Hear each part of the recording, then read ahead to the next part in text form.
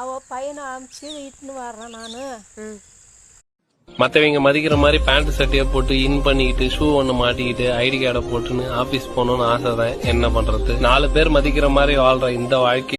கரு கரு கருப்பாயி நீ வெளுத்தது ஏன் கருப்பாயி?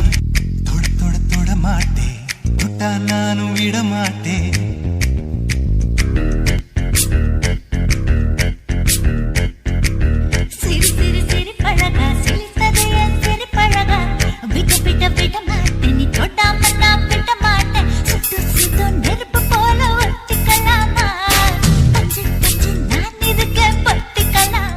கலப்படமான நல்லவனா இருக்கிறத விட சுத்தமான கெட்டவனா இருக்கு.